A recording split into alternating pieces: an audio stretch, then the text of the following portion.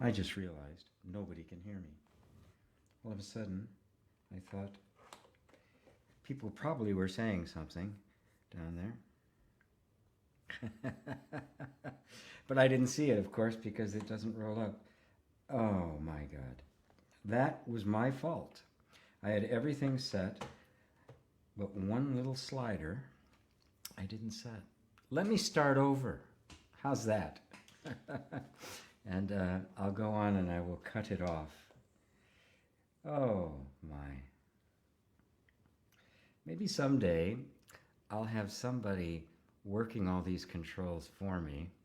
I won't have to do it all myself and forget. I thought I had everything set up. Oh dear me. Hello everyone. Welcome to Satsang. Approximately 7 minutes late. I will trim this off before... oh my. Well, at any rate, I was talking about the divine masculine. I was going off on it quite eloquently, actually, but here we are.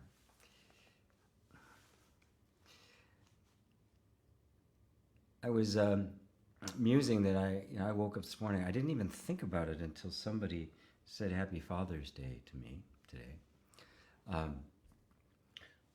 Those of you who have girls for daughters will no doubt have been honored immediately as the day arrives. But when you have sons, it's not quite like that. You're kind of an afterthought, especially if they have kids, in which case, dad is kind of an afterthought. But that's the way it's supposed to be, right? There's an old saying that the son's job is to kill his father, and it's the father's job to let him. Now, obviously, that can sound harsh. That's a very masculine, kind of Zen-like comment, But the reality is that in every man, in order for the boy to become a man, he must step out of his father's shadow and into his own, even if that means making huge mistakes, stupid mistakes. And one of the tragedies that's happened over the last couple of 100 years is this attempt to simply get the child to conform to the same rules and tribal laws as the father did, to force a conforming rather than a voluntary submission that maintains individual integrity, but also recognizes one's role within the tribe. The divine masculine just points to the protective nature of being, the sustaining nature of being, as opposed to the creative nature of being, something coming out of nothing, which would be the feminine. And as we look around our world, we can see the devastation that this absence of genuine initiation of boyhood into manhood, the effect that it's had. The world is run by basically boys in men's bodies who don't protect and nurture. They exploit, they plunder, they pillage, they use everything, they manipulate. There's nothing of masculine qualities. There's nothing of the essential masculine characteristic of the protector. As Joseph Campbell put so beautifully, he said, women are life, men are the protectors of life. And I think that's just kind of the beautiful way of putting it. Now, ultimately, the masculine and the feminine are simply two aspects of one transcendent essence that is beyond all categorizations. It cannot be seen, it cannot be known, it cannot be conceptualized. Nothing can be thought until it appears as two. And then the mistake we make is that we think that the two are separate rather than two faces on the same coin, two aspects of the same essence. And that sense of that sense of being two, right, is where all of the trouble arises. Is now I identify more so strongly with one, and the more I do, the less of the other will be there. And beautifully expressed in the yin-yang symbol, right? Where it's pure white, but yet in the middle of the pure white is the dot of black, and where it's pure black, yet in the middle is the dot of pure white. It is never one or the other. The pure simply cannot be seen, can't be spoken, cannot be known. Just like light, right? There's an enormous amount of light here, but you only see what the colors that are reflected by the background of the shirt, the skin, my hair and the like. But yet this what apparently empty space in between me and the camera is in fact filled with light. I have 4 lights around me right now, but you can't see it, right? Because in its wholeness, light is invisible. In its wholeness, being is completely unknowable. It cannot even be thought, right? And yet, this is what you are. This is who you really are. The who, in non-dual inquiry, that question gets asked, who am I? Who am I really? And and the only reason that's difficult is because we're so used to looking for the answer as something conceptual, some idea, some form that we can point to. And of course, our whole life we've spent identifying with some form, and then suffering as a consequence, and wondering where the suffering's coming from, right? Well, it's coming from the identification with the form. When you identify with the formless, with the wholeness of light, and not just a particular color that happens to be reflected in the moment, something opens up inside. The fullness of you becomes available. That masculine energy is tempered by the feminine gentleness, the wisdom that is inherent in the self manifests itself as masculine wisdom and feminine wisdom. The nurturing love that is the self manifests itself as the protective nature of men and the nurturing nature of women. You are the divine, right? It's not a state you attain to. It's not something that you get to. It's not a place. It's not a state of mind. It's not even a state of being. It is being. It is what you are. It is what's manifesting itself right now. And if your form happens to be masculine, well, okay.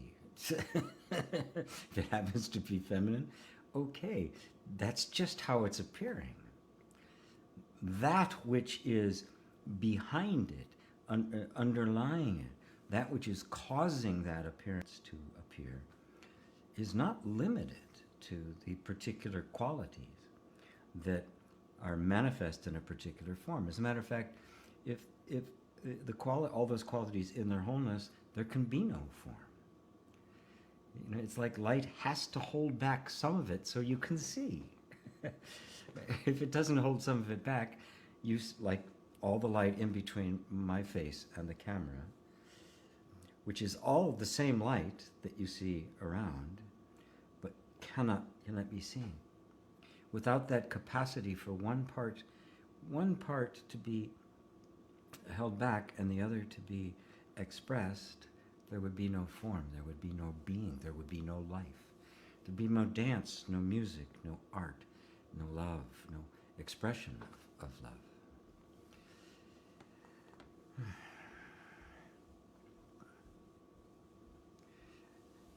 All the gods and goddesses are metaphors for yourself. All of them, bar none. The Greek gods, the Roman gods, the Egyptian gods, the Celtic gods, the ones we call pagan, or the one or nature gods, the gods of the Aboriginal. They're all you. They are all you projecting onto the world the beingness and selfness that is you. The mission of non-dual inquiry and of satsang is to bring your attention to the essence, to know yourself as the unknowable, which means just the beingness of yourself without any reference to form. At which point the form becomes imbued, it becomes liberated from its restrictions, right, that are imposed. This form is this, and this form is that. The man should be like this, the woman should be like that. Recognizing that the essence that's manifesting is neither and both, liberates both, for all qualities to be expressed. And when they're expressed, through the male body, they'll look one way. When they're expressed through the female body, they'll look another way. Just like a song played on a piano sounds different than a song played on a guitar or sung a cappella. Same song, same song. Just the way it comes across, the way it comes through, will vary simply on the form, but the essence remains the same. The song remains the same.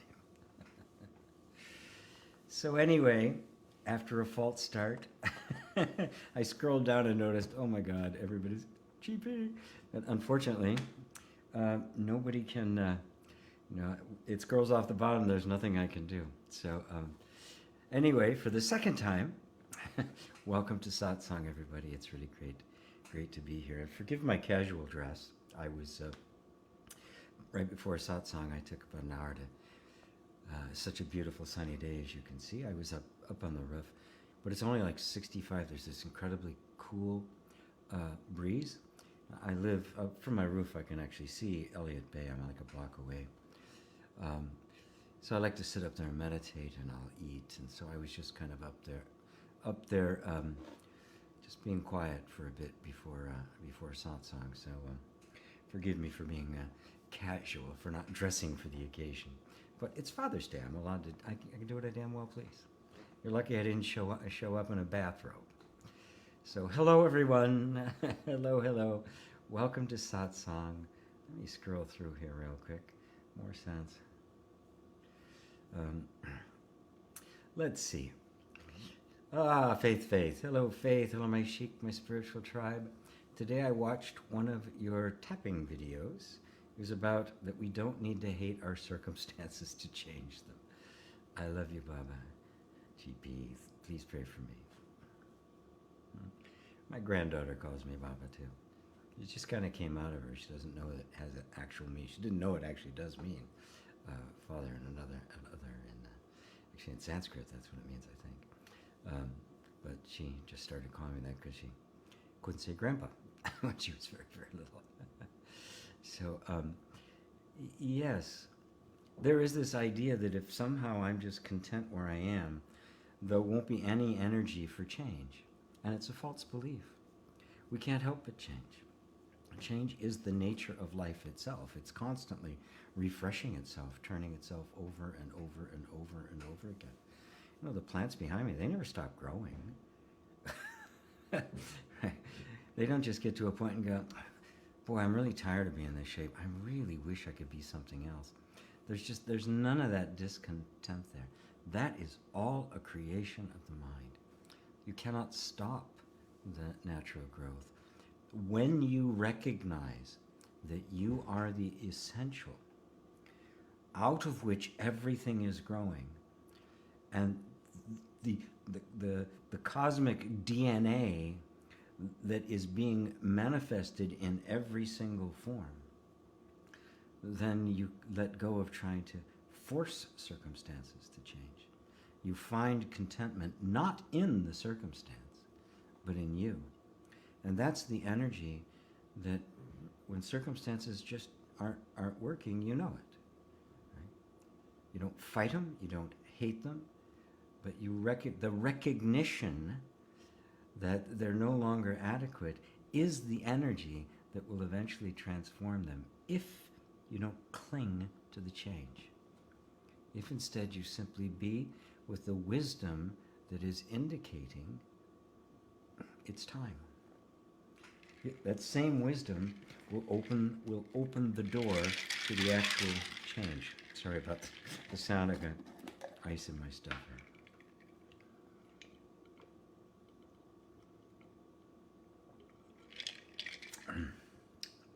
Deep green today. So thank you, Faith. And yes, I pray for you. Roberto.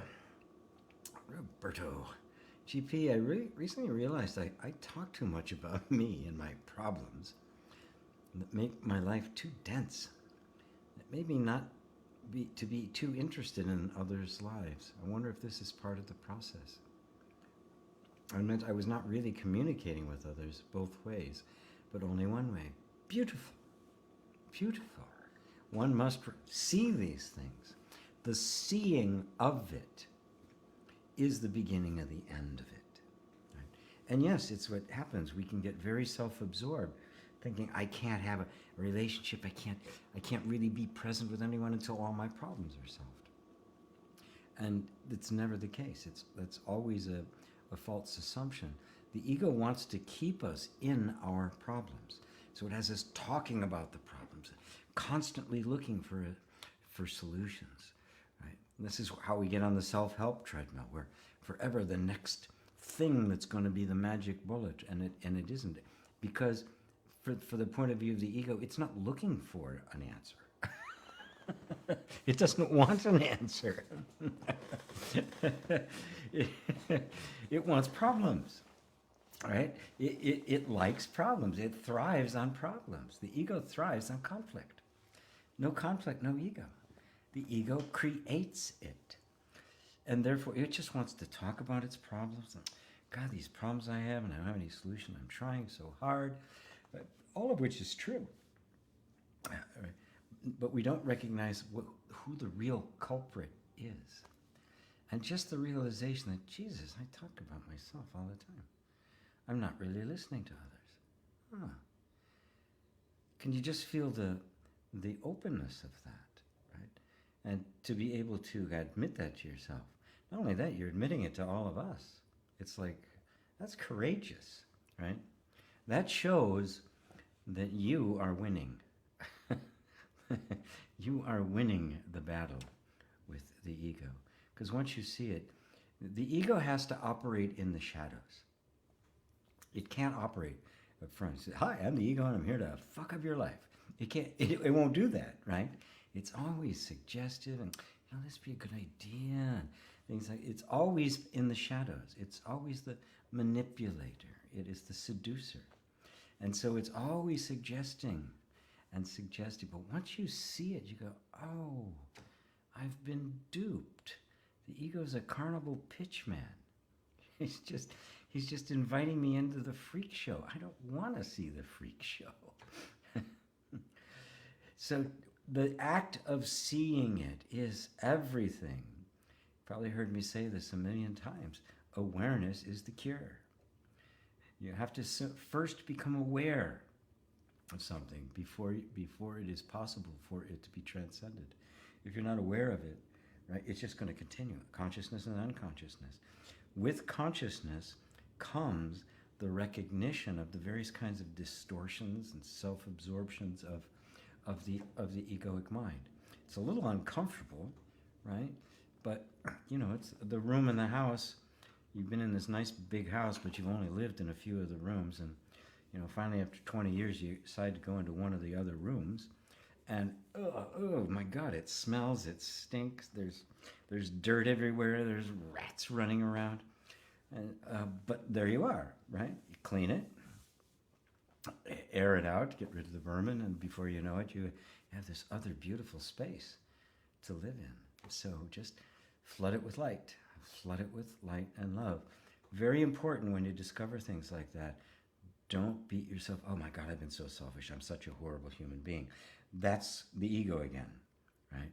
That's how it will try to perpetuate itself by now making you feel so guilty about what you did before. And oh God, right? It's like, this is its game. Right? This is how it does it. It's got to keep you in the position that you're just never quite good enough. Trying, but not good enough. You are good enough. Trust that the revelation of, even when it's a dirty room, that the only reason you've seen a dirty room is you've walked into it and you've turned on the light. And you are the light.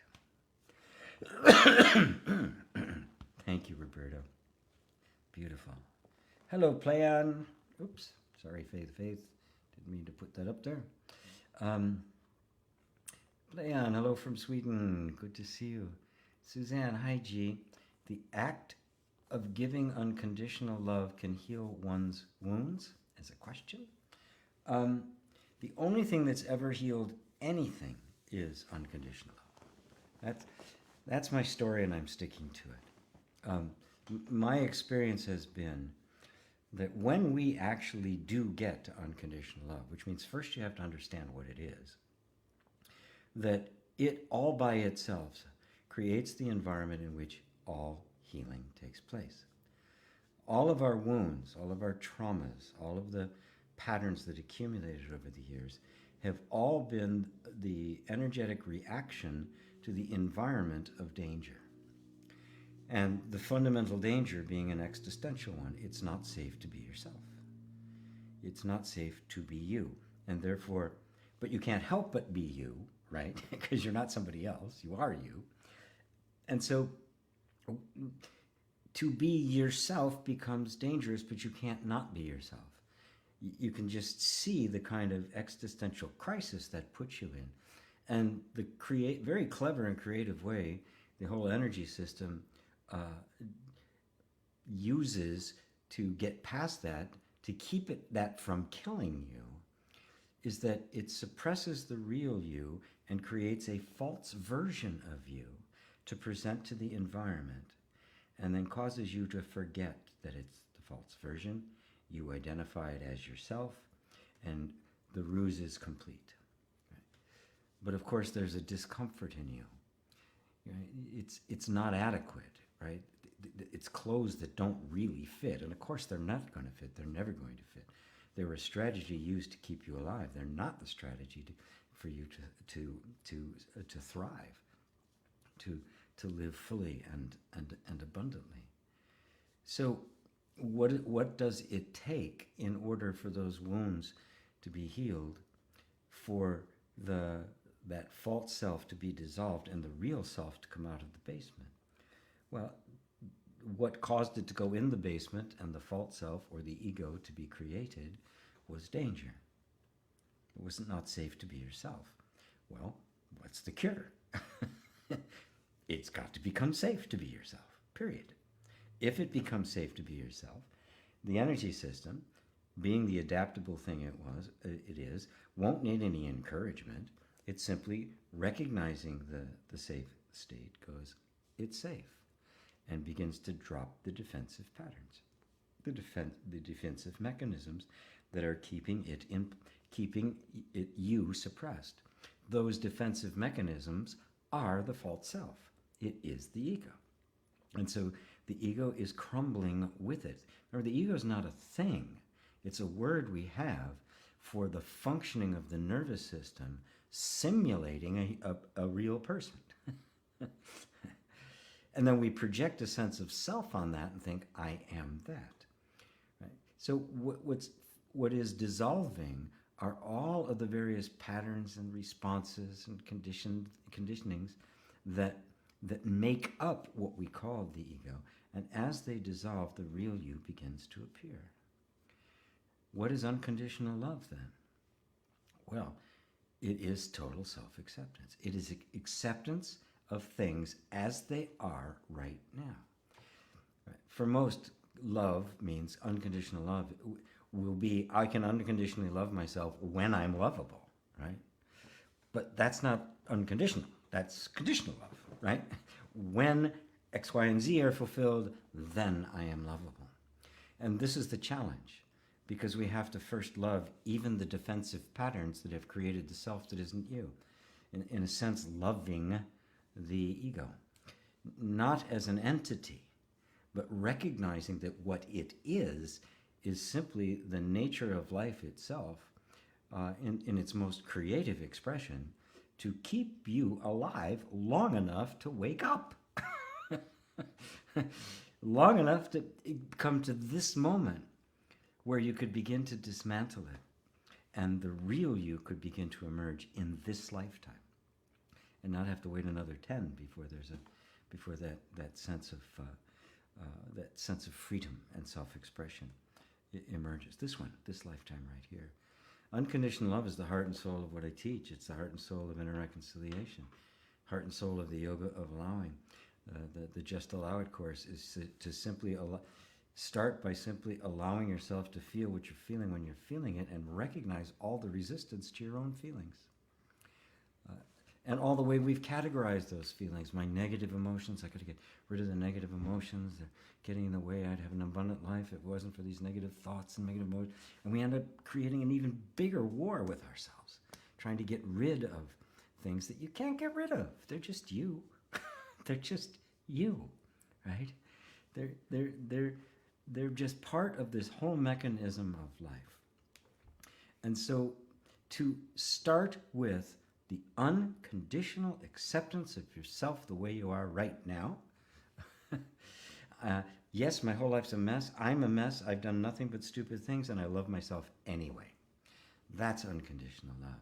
And yes, it will heal your wounds. It will heal in the sense of healing that it will remove them. They're not even a scar remaining, because the wound is in fact, the trauma is in fact the nervous system simply compensating for the most difficult circumstance you could possibly imagine, which is, to be myself is dangerous, therefore I must become someone else, which feels totally inauthentic. You feel like a phony, you feel like it isn't me. That's because it's not. And most people live their entire life acting out somebody else, not realizing that they're doing it. So, does that answer it for you, Suzanne? Such a direct and beautiful question. Wonderful. Hello, Robbie from Romania.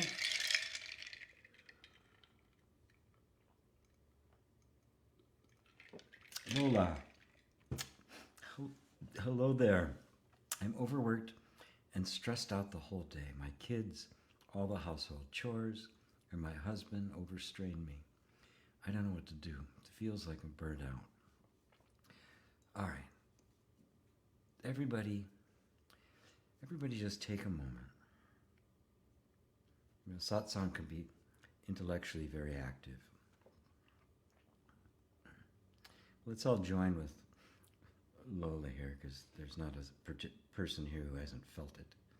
Just feeling like too much to do and no reward when I do it, and no relief from it. Right? And let's see if we can find that space, kind of that internal spa day, you might say. Which means just for the moment, just put aside all thinking.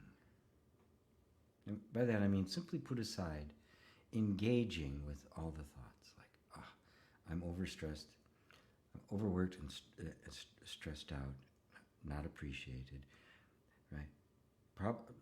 Not that it's not true, but we're just going to set it aside. We're going to get it out of consciousness for a minute.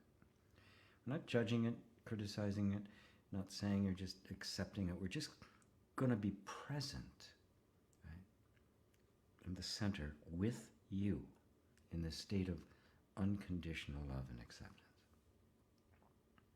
And everybody do this. Whatever's gone on prior to this moment is simply gone, right?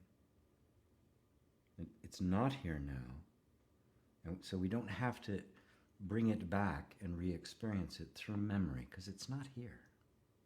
In this moment, you're here. And let go of the future, your aspirations, your desires, what you'd like to be, what you'd like to see happen in the world. All of it. Just set it all aside.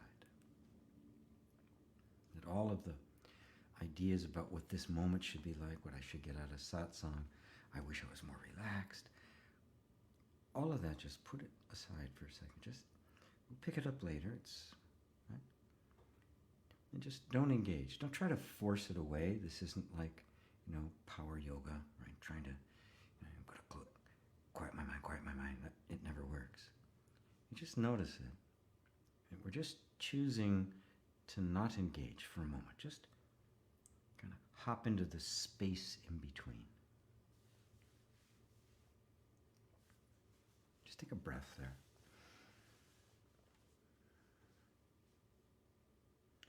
And we're just kind of not engaging with the past or the future, or even the present. Just what remains? What's here? Something's still here, isn't it? This is a very subtle one. Don't engage with this sense of what's next. Where's this leading to? Not even that. Just you, all by yourself. No other reference point. No place to go. Nothing to do. And what's here?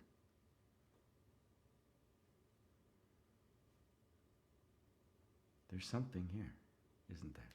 Something that doesn't go away. Now, that something, is it stressed? Is it overworked? Not that those conditions don't happen, but we're looking at this. What's right here. This essential. The thing that could not be set aside. Emptied of all experience. Is it struggling? Does it have any questions?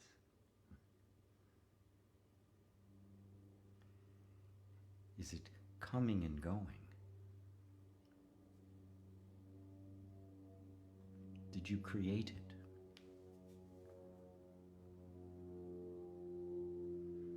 Are you having to maintain it?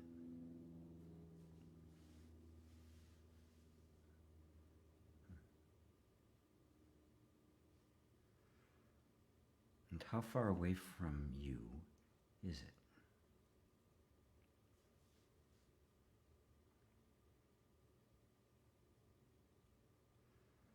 This is you. This is the real you when it has been freed of all external references. Circumstances come and go. There'll be times where you will feel overworked. But even then, is this not here? Is this oasis ever absent? Yes, it can be covered up, but is ever gone?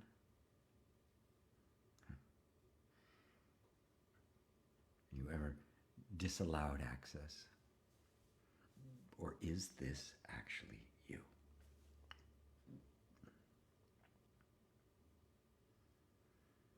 This is the true self, the Para-Brahman, the ultimate. It's that simple. This is you. This is what all this spiritual stuff is about. This is the answer to the question, who am I? Okay. You're there. Just you. But no extra references.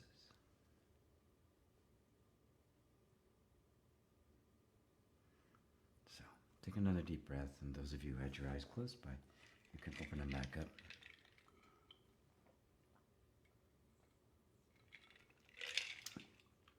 that helped you, Lola. And just having everybody do that with you in our little group meditation there. Thank you for bringing that to me. Annette Rockstar, hello, hello. What do you call a good relationship? Is this a joke?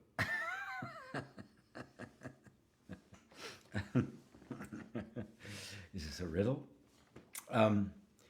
A good relationship is a relationship of mutual love, mutual respect, mutual and a shared commitment to the individual awakening and freedom of both, and creating an environment in which one can express that freedom, and also an environment in which all the crap from the past can come up, all the traumas can be healed, that there's a space there of mutual love and acceptance that creates the safe environment that can eventually heal all the childhood wounds.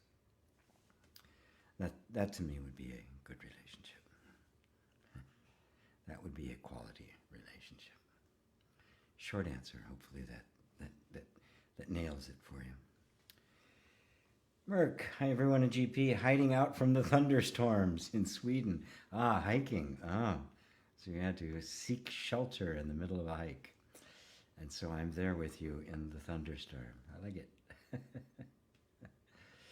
David Elaine, hello, my friends in Southeast England. Rebecca P, hi all, hi GP. Can true compassion be experienced in the mind? Is one only capable of true compassion after awakening? No, this is a big mistake. True compassion is your nature. It's happening all the time. The awakening is you realize it's your true nature and that it has been happening all the time. It's not something acquired. And this is the wonder of it. This is the great blessing of it. You realize it's been there the whole time. Every feeling of compassion you've ever had is the reality of your being. Because of our identification with the mind, right, we see ourselves as someone trying to be compassionate rather than the vehicle through which the natural compassion of life is manifesting itself. That's the transformation. So, no, compassion is not experienced in the mind. The mind cannot experience anything. The mind can't feel. It is a recording device. It is a device that compares and contrasts and registers and categorizes and abstracts and generalizes, which is useful. It's very useful, right? But it has no feeling. That's why people hide in their minds when they don't want to feel, right? I mean, it's kind of simple. If I don't want to feel myself, I'm just going to intellectualize stuff, and we live at a time that's very intellectualized. Why one of the first exercises I'll do, even in meditation, is bring somebody into their body. Just feel your body for a change. People say, I don't feel anything. I'm like, okay. That's the mind having so disconnected, disassociated from the body because of trauma that it doesn't want to feel. So no, in the mind, compassion can only be a word. It can be an idea. And if we're stuck in our mind, we're going to try to act out compassion. We're going to see it as a set of behaviors that somehow I act out and then I become a compassionate person. That's the mental approach. The truth of the matter is compassion, love is you. It is your nature. It is the nature of all being. And so, when you awaken, you realize that it is your nature, and it was your nature even when you didn't realize it. So even when you were asleep to it, it doesn't change the fact that that's what you were, and that's what you are, and that's what you will be. So every act of compassion you have ever done has been the reality of you manifesting even in the midst of the, right, shining through the clouds of our ignorance. This is the wondrous relief, the wondrous gift of grace, the wondrous liberation that it, there's no repenting of the sin. The sin is washed away. It's washed clean. You realize you were never that. You were always the very manifestation of love, and simultaneously love itself. The love that cannot be put into words, but can be expressed in an infinite number of ways. So, no, you are compassionate right now. There's compassion in the question. The very fact that you want to know is the presence of the compassion that is in your heart, that is your nature. Otherwise, you wouldn't be interested in it. You wouldn't care, right? But it is that sense of wanting to be more one with it. And of course, the ultimate oneness is to recognize you've never been two. It has always been you. You are love. It is not an act. It is not a set of behaviors. It is not a quality that somehow you express. It is you. Knowing that, everything you do will be love known. You will be love. Everything will shine with that love. And the actual nature of love itself will always remain infinitely beyond conception, beyond any individual expression of it. It will always be the infinite self, and that is what you are. And that is all the awakening is. That's all there is to it. That is what the awakening is. Oh, I just woke up. Oh my God, none of this was. I was always this way. I was always the happy person in the bed. I was never the guy in the dream. The one in the dream doesn't wake up, right? The dreamer wakes up from that. You're not who you think you are. You're not Rebecca. Rebecca was the name your parents gave to a little body that created because of a night of fun they had. Hopefully it was fun. Hopefully it was more than one night of it. But that's not who you are. You are the consciousness that is animating that form. And that the nature of that consciousness is love itself. That consciousness is the I am. That's God. That's beingness. That's Brahma, Vishnu, Shiva. All of it, all rolled into one. Thank you, Rebecca. Hopefully that answered it for you. Let's see. Hello, Jay. Namaste, Julian. How can I produce a more conducive atmosphere for my spiritual work? Sadhana. Thanks a lot. Love this moment as it is. We drop the idea that there's some state to be attained. Enlightenment is not a state that is attained. This is the way we want to interpret it.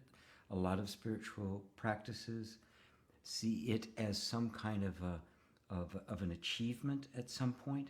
You do all these things and then enlightenment happens. If that were the case, enlightenment would just be yet another state. And it couldn't be eternal, could it? Because it didn't exist prior to this moment. If it is eternal, if it is infinite, if it is what is, it must be now.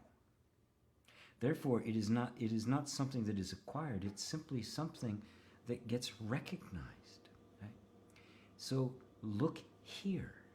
Look now. Like that brief little meditation I did before for Lola's benefit, right? That's you, right? Did you need a sadhana to get to that? Right? You just stay there, and it will do the sadhana. And the sadhana will not become an achievement, getting. It will become simply the reality of you clearing away everything that isn't the reality of you. It will simply just be cleaning up the mess that's been left behind. And it'll happen all by itself. So it'll be a post-awakening sadhana rather than a pre-awakening sadhana. Sadhana that is coming from rather than one that is going to. So this is the spiritual atmosphere. When you sit to meditate, don't meditate as someone attempting to attain enlightenment, meditate as the enlightened one. Meditate as the true self. Because that's the fact. The awakening is you realize that it's always been the true self that's been meditating. There's never been a person. There's never been someone that has been striving. All of that has been an image in the mind. And so this will take your spiritual work out of the realm of process and procedure, right, which can take you lifetimes, and into the realm of being of this moment right now. I heard Mooji say it this morning. He says, what I'm showing you, for most, is the end of the process, but I'm not into that. I'm going to show you the end in the beginning. Let's start at the end. And what's the end? I am that. I already am that. And that space I brought you to during the meditation, just by letting go of the past, letting go of the future, letting go of the present ideas you have about yourself, and letting go of what's next, which is the sadhana, right? Even letting go of the sadhana, because the self doesn't require a sadhana to be the self, does it? And it now is simply, I acknowledge I am that. Ramana Maharshi said the number one obstacle to enlightenment was believing you weren't. It's that thought, which is the thumb, one little finger blocking the sun. You are that. So be that, eat as that, sit in meditation as that, spiritual practice, whatever it is, as that, not to get to that, but as that now. How's that there, buddy, Julian? Thank you for that. Ava, hello Ava. Lisa, happy summer solstice. Hot. Hi, Liza. Yes, that's right. It is the summer solstice as well. Yeah. Wow, wonderful. And up here in Seattle, very long days. I mean, not like my friends over there in Sweden, but for here in the States, yeah, absolutely. Merck, any ideas on why we're so uncomfortable with stillness and silence? Is it just out of old habits of always internally narrating what's going on and wanting to know everything conceptually? Basically that's it. It's just a habit. We get used to thinking about stuff rather than actually being in the moment, rather than actually being in the silence. Notice that the silence is always there. But we've grown and all been trained to be very dependent upon the mind. Right? Everything's about the mind. Our whole idea of knowledge and understanding is intellectual.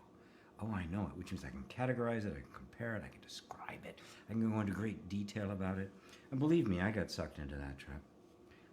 A bit of an amateur Bible scholar, and everything I learned, I just absorbed it, and I could just repeat it. Oh, he knows so much. Oh, I didn't know anything. It was a bunch of knowledge. In the transformed consciousness, that knowledge becomes useful, right? Because it allows me to have a bunch of different references with which to point. But if I didn't know where to point you, the references wouldn't be. They would be a dog chasing its tail, right? Just seeking more knowledge, and the seeking of knowledge is an addiction, right? And so consider it an addiction. We are addicted to thinking. Right? And the idea of just not thinking. Right? Do a little kung fu and be a dog. Right? Dogs don't think. They just are. They're just responding. A great exercise you can do is to just look at something, anything, any kind of object. Right? And just try to look at it without conceptualizing it. instead of going, oh, that's a lid, and it's round, and it's a screw top for my for my ball jar here, and oh, it's got some stuff on the inside. It's dirty. I need to put all that aside, even the color gold, the shape, round, all of it, and just see if you can take in the actual direct experience of it. And you really see very quickly the experience as opposed to the conceptualization or the discursive mind, the describing of it. And of course, the experience always precedes the description, right? So the experience is real, the description is after the fact. The experience is direct, the description is conceptual. We don't experience concepts. We experience this, right? Not a lid, right? Because that's just a word, right? In a different language, it wouldn't even be the same word, right? But we'd all be talking about exactly the same thing. There's a lovely story of an interfaith, interreligious meeting that took place. There was many people from different kinds of faith, some very esoteric, some kind of non-dual, and there was a conversation going on about something. And sitting in the middle of the table was a glass of water, and the people around, there were several around from different kinds of traditions, including one Zen master, and they were all talking about: is it real? Is this well, from the materialistic point of view, it's real and it's all it. But what is the reality of it? Does it exist separate from my mind, the conception of it, the different perceptions I'm looking at it at? And the conversation went on. The Zen master said nothing, and eventually they turned to him and said, well, what do you have to say about this? To which the Zen master simply picked up the cup, took a drink, set it back down. Cut right through the nonsense of the mind. Because to the Zen, it's neither real nor not real. Those are artificial characterizations. It's neither dual nor non-dual. We call this non-dual inquiry and non-dual satsang, and I have to simply just kind of distinguish that there's a different perspective from just describing everything discursively. But you don't have non-dual without dual. It too is a discursive distinction that doesn't really exist. Get it away, and what do you got? What is this? This is this.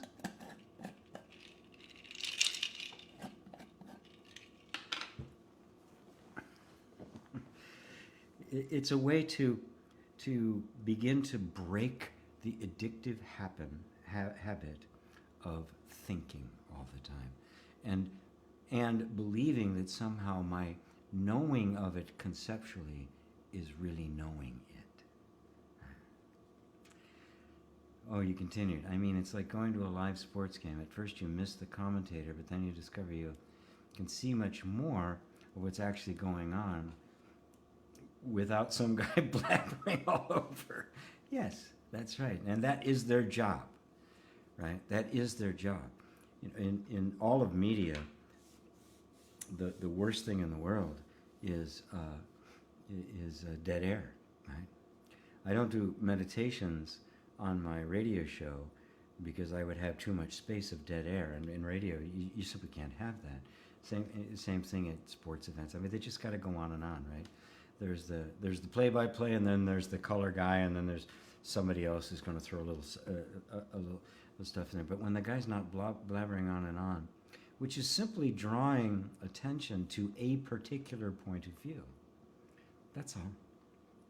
I've mentioned this before. When I go to an art gallery, I don't go on the tours. Right? I don't go, and I don't get that little device where I can listen as you go by each one of the paintings or sculptures or something. It tells you about it.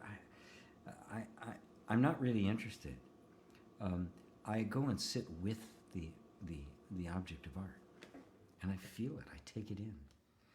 And every now and then a tour will go by and they'll say something about it, and I'll hear something, and I'll notice something. Oh, I didn't notice that before. And then they'll move on, and I'll sit there. When lived in Florida, I made an annual pilgrimage to the Dali Museum in St. Petersburg, which is the second largest Dali museum in the world, oddly enough. 6 of his 12 great masterpieces, you know, the huge things that he did, are there. And I would sit in front of them for half an hour, 45 minutes each, right? Sometimes I'd just sit 2 hours in front of one, and I would just kind of take it in. And I just, you know, the little detail, the stuff that would come out, you go, good Lord. And you just be in awe at the wonder of it, right? What if I just went on the tour, you're there, and you go, oh, this thing, oh, isn't that interesting? And on they go, so you got the facts and figures, but not the juice. Which actually leads me to the question that was in between yours.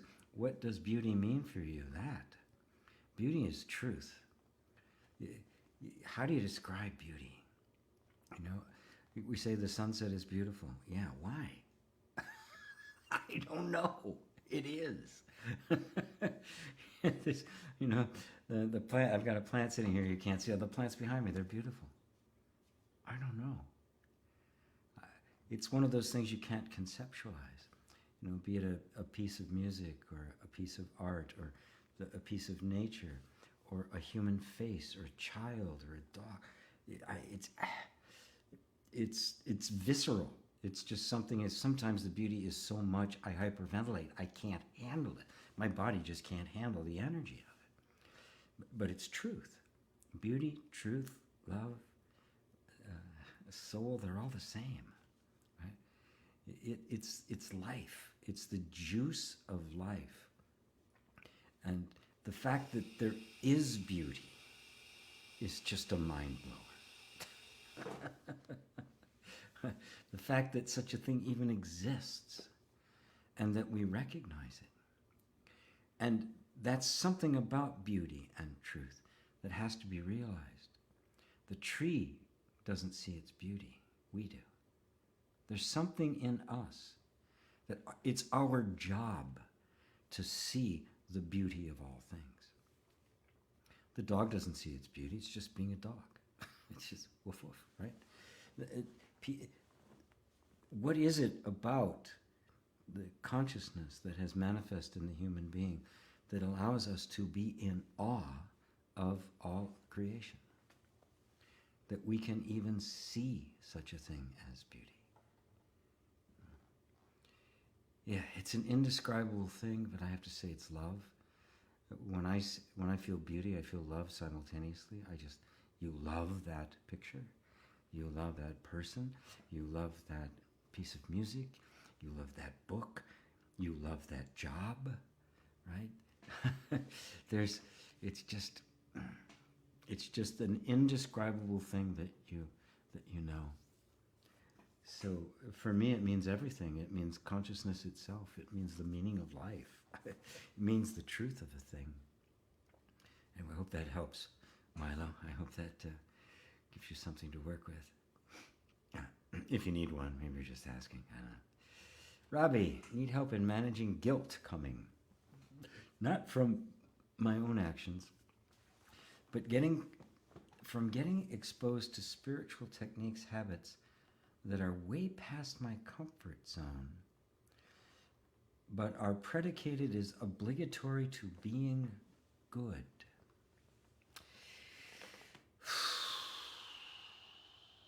Kind of a spiritual version of the 10 Commandments. Yeah, thou shalt not, thou shalt only eat tofu, thou shalt not pray, thou shalt only meditate. Every system tends to make its rules. You wouldn't have a system without the rules. Which is why I love non-duality, because it's not a system. It's not a teaching. It's not a philosophy. It has no rules. It only points. Okay? And I have so much confidence in the intelligence and beauty of the individual that I know when somebody sees something for themselves, I don't have to make a rule. I don't have to define for you what is good behavior, what is loving, What's the kind thing to do? I don't have to, right? But if I can point you to yourself, you'll find the kindness. You'll find that capacity for discrimination that sees all by itself what the best way in any given moment is, given all the options, right? And sometimes the ideal option isn't present, so you simply have to do what you have to do. But yes, some spiritual traditions can be extremely strict, almost fundamentalist. And in fundamentalism, you're even afraid of your thinking. If you have a bad thought, oh my God. You flog yourself. I looked upon her with lust. Oh. Is it kind, right? Is this rule kind? Is it setting me against myself? Is it showing me how to be present with myself and thus come to an inner moral freedom that allows me to choose, and the freedom to maybe choose wrongly, experience the consequences of my choice, and thus learn what the right choice is, right?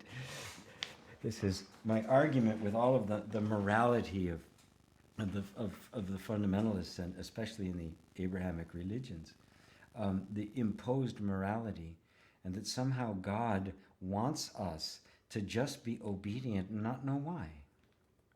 What's the best way to know why? Well, do it, experience the consequences, and then you'll know why. I do this, it hurts. Oh, that's why you don't do it. Right? Or I do this, it hurts somebody else. I develop empathy. I see the consequences of my actions. I don't do it anymore. That's the self-correcting inner morality that doesn't need anything imposed from the outside. Now, that said, if it is a genuine spiritual practice, there's some discipline to it, right? There is some watching your own thinking, right? It's not oppressive. It's not don't think this, but watch the thoughts. Let your natural discrimination discern. Where are these thoughts originating from? Is this thought or action or feeling? Where's it coming from? Is it coming from my traumatized child? Is it coming from a sense of an unfulfilled desire? Is it emerging out of my true self? That's an inward. Only you can go there, right? But to be willing to be present enough to ask that question and look and not assume is a bit of a discipline. That's a bit of a spiritual practice. It's not the same as you must sit for 2 hours a day in the forward lotus position, wearing particular clothes, and don't move, and you can't get up to pee, right? That's going to guarantee nothing. Anything that is simply an attempt to control your behavior is not going to yield any value spiritually. I don't care what it is. That's why Christ said love was the fulfilling of the law. And it got him in a lot of trouble. Oh, you're going to have to break the law of Moses? He says the law was made for man, not man for the law. And if you love your God and love your neighbor as yourself, you will fulfill all of the commandments.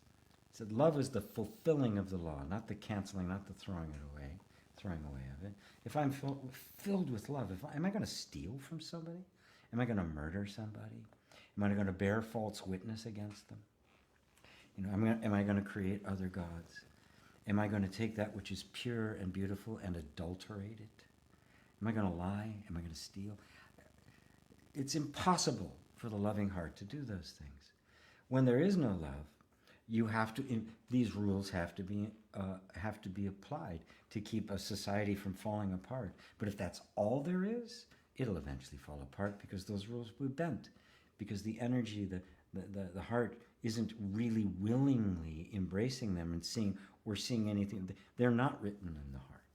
They're written in the laws and imposed. That's the world we live in. It's a legalistic world. So let go of the guilt. Right? What is the spiritual techniques. They're way past your comfort zone. Um, you need no technique to be who you are. And I'm glad you're here in Satsang. You don't need a technique to be who you are. You simply need to look in the right place. It's not awakening. Enlightenment is not the reward for good behavior. It is not the brass ring, right? It is not the pot of gold at the end of the rainbow. It's a realization that you have always been the self.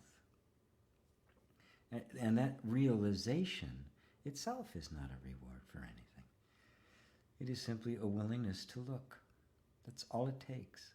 A willingness to look. And that's not a technique.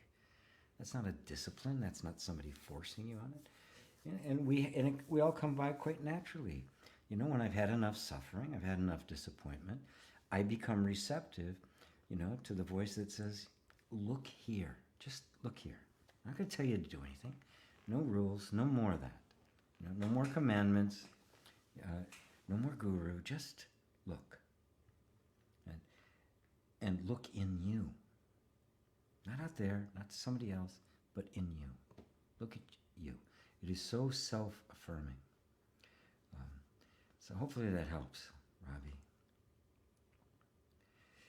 Dave and Eileen, we recognize that suffering arises when we forget or overlook our true nature, and attach or identify with the content of experience. Peace and happiness is our true home. Problems appear to arise when we stray too far from it. However, in reality, one can never stray from our true self. As always, true self, as we are always this. It's just the illusion of separation suggests this. Thank you for guiding us home. Oh, you're welcome. Yes, perfect. Perfect. Absolutely perfect. As always. As always, you guys. You so get it. Yes. It for a while, we'll find the sense of self kind of re-identifying with content. But once you become sensitive, you begin to feel it. That feeling, something not being off, that's the discontent, that is suffering. That's dukkha. Right? The more sensitive you are to that, the more you go, ooh, I'm off. Okay, I'm off somewhere. Let's just kind of pull back to center. Let's kind of withdraw for a second, and let's get back to center. And then it isn't even a problem anymore. It's like, oh my God, I'm suffering. Let me get out of suffering. It becomes, oh look, I'm not feeling that fullness. What happened? Where am I getting distracted? And becomes a self-correcting mechanism. And now notice it's not critical. It's not like a sin, right? It becomes a way sign, right? It becomes part of the process of redirecting our energy. So that even it helps with Robbie to hear that, because even the things where suddenly you find yourself in the discomfort, you go, oh, okay, this isn't a problem. I haven't done anything wrong, right? Somewhere I missed the mark. I missed the boat here. Okay, let's take a couple steps back. Let's recenter myself where I am, where I really am. Recognize I can never be anything else. This is the revelation. You cannot be anything other than what you are. Even intellectually, it goes, yeah, of course, A equals A. Ta-da! Right? Basic algebra. So beautiful. Thank you, guys. Martin, hi there. Is it all just a dream? Have a great day.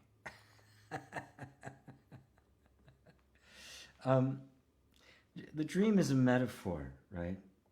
Don't start thinking of it as a literal dream, like you're sleeping somewhere right now and you're going to wake up. And people say that. This is a dream and I'm going to wake up when I die, right? It's a metaphor. It's a metaphor for how we can create circumstances and conditions and ideas in our minds, believe that they are an actuality, And that belief being as strong as it is, then actually creates the experience of that. A belief really accepted into our mind. And I'm not talking about something, what's the word I'm looking for?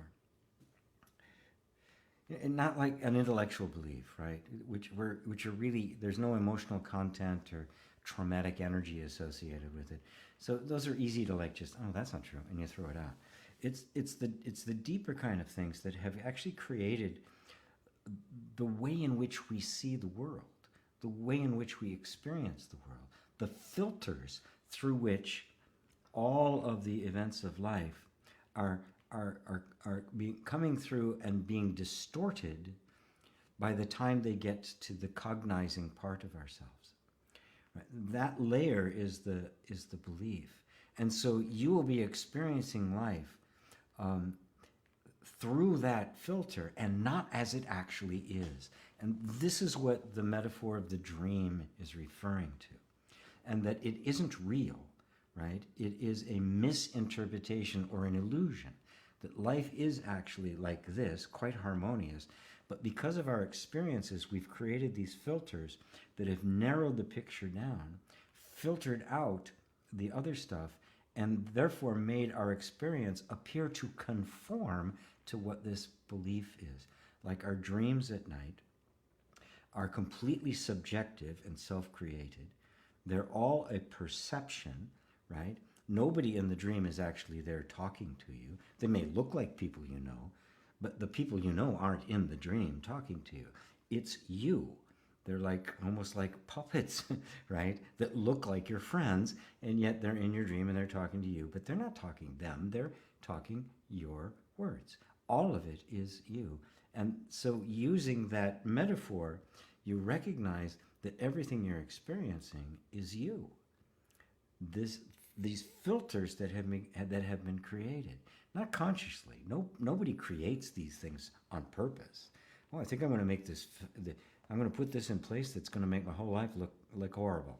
Nobody does that. It happens through our just experience, our conditionings, the traumatic stuff that happens to us, the wounds, all of these things shape a particular way of looking at things.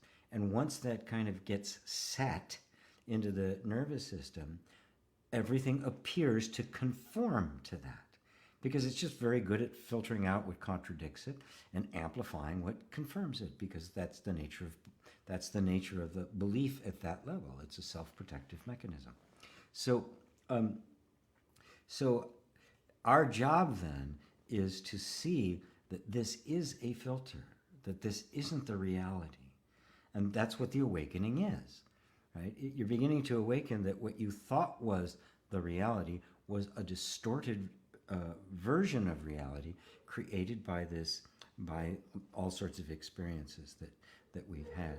And so the dream then is a good metaphor for how you're experiencing something that's not really there. Right? Even recognizing that you're experiencing something that isn't actually there is an open door. Right? It's like, oh, I am dreaming. I am experiencing something that really isn't there. Okay, what is there? Just that question alone begins to break the belief down. It creates a different environment in which the belief can begin to basically self-correct itself. It starts letting in other information. And before you know it, the whole thing will just kind of right in front of you.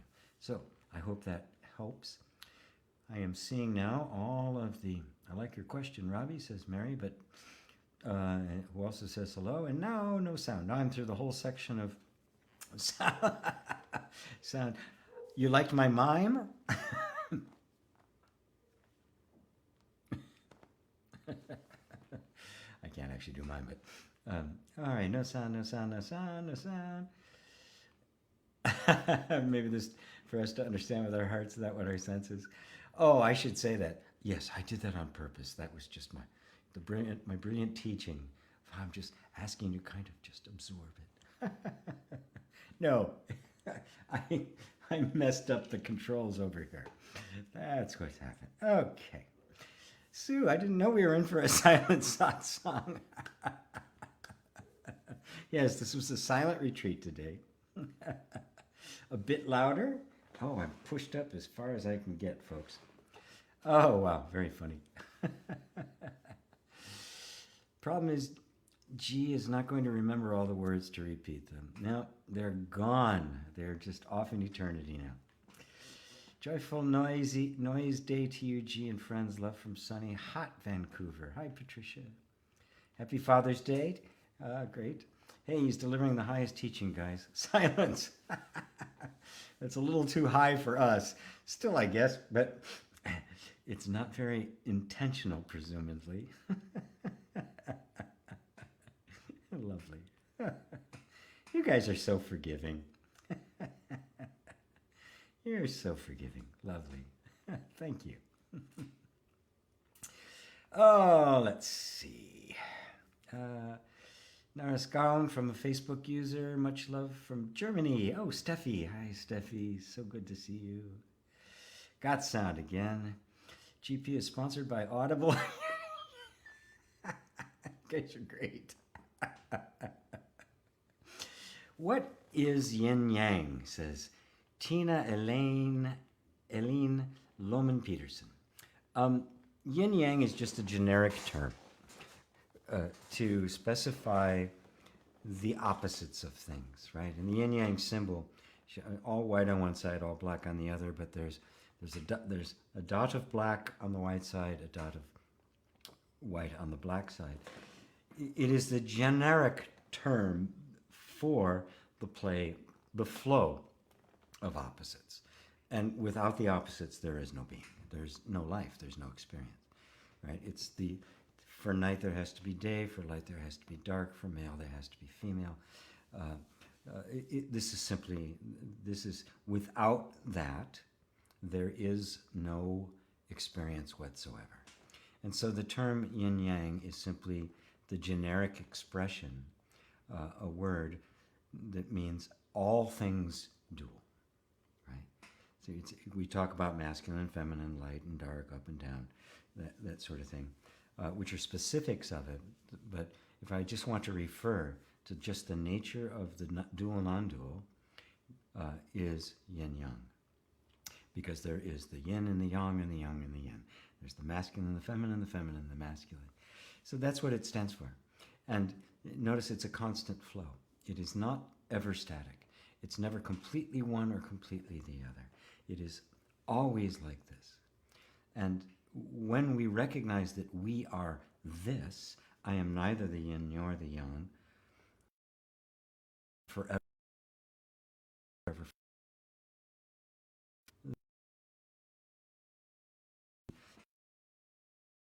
The non-essence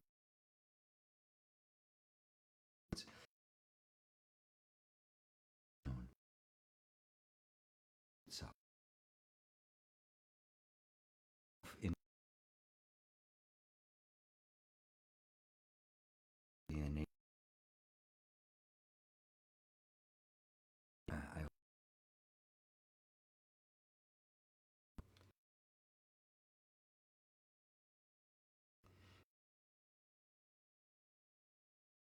channel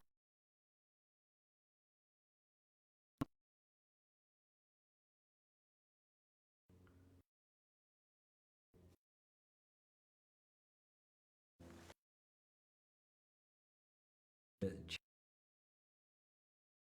chat through, guys.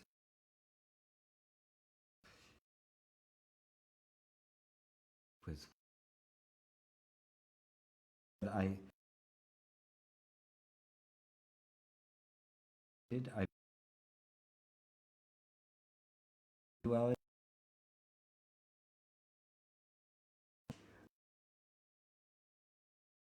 the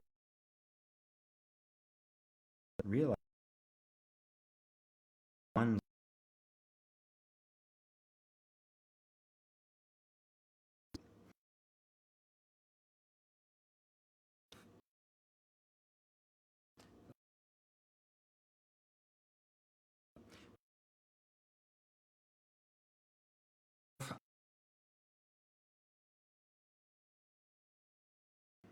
something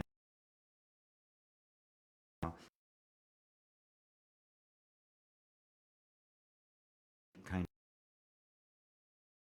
because and can't imagine if it's coming essence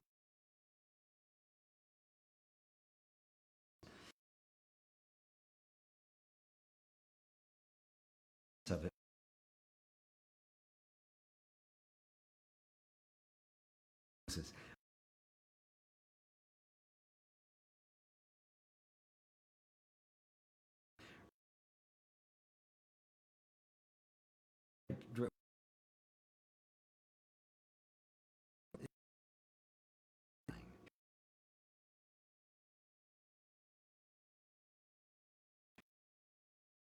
Didn't see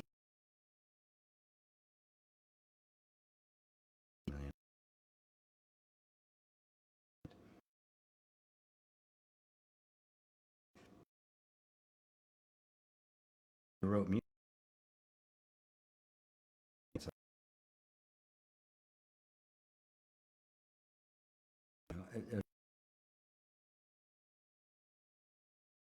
about right?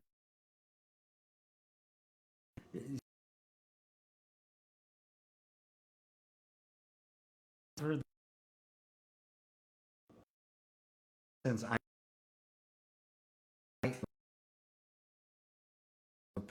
here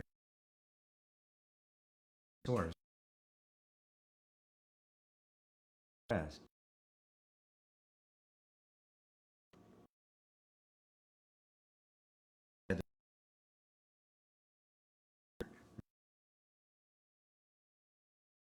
radio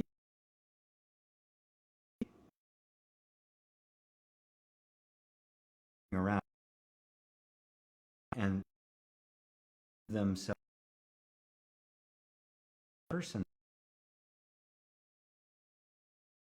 some there is nobody there is no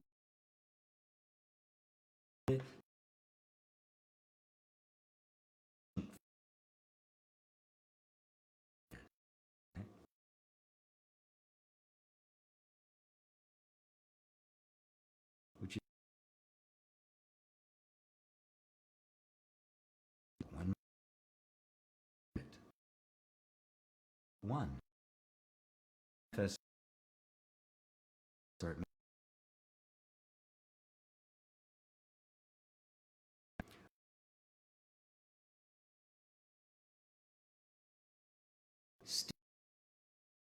uh, first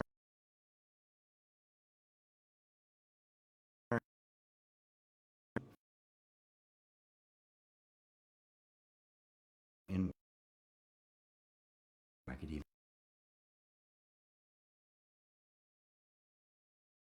divide try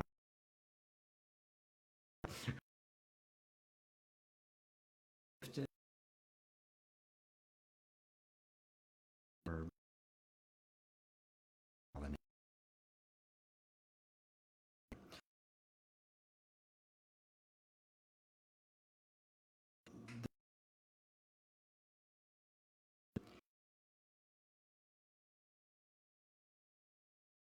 systems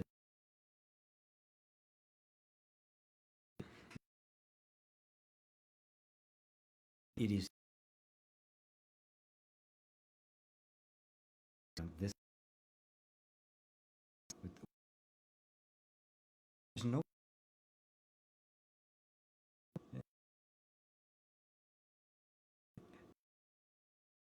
in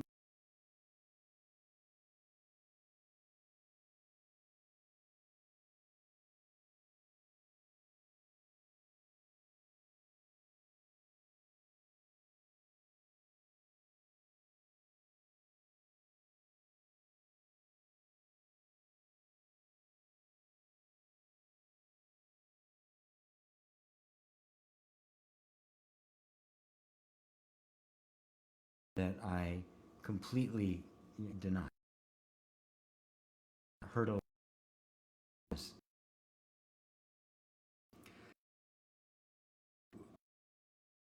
This is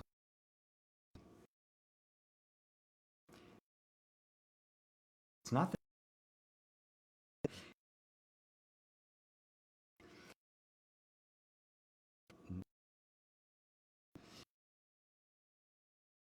that